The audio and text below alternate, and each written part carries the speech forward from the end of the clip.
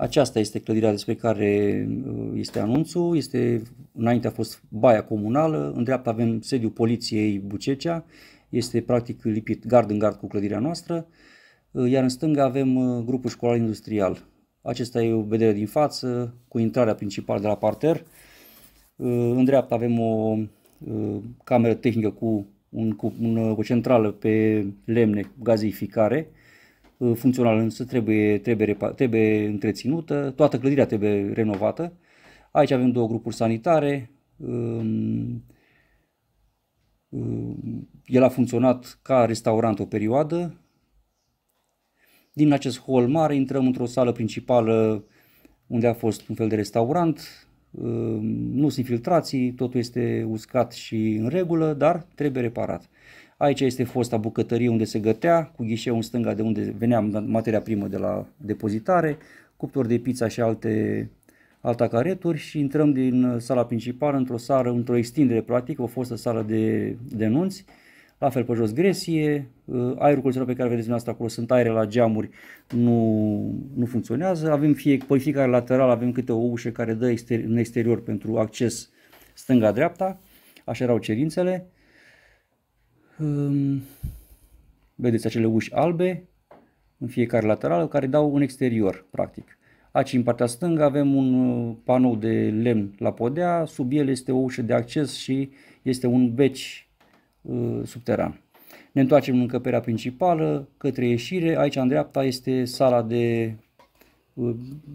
tot depozitare cu încă o ușă metalică care dă în exterior la scara exterioară pe unde se aduceau la fel materii prime.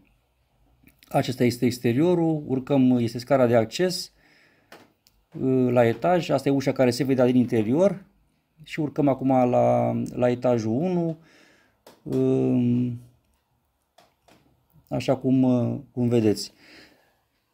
Parterul are 300 metri pătrați, etajul 160, deci vorbim de un total de peste 450 de metri pătrați de clădire.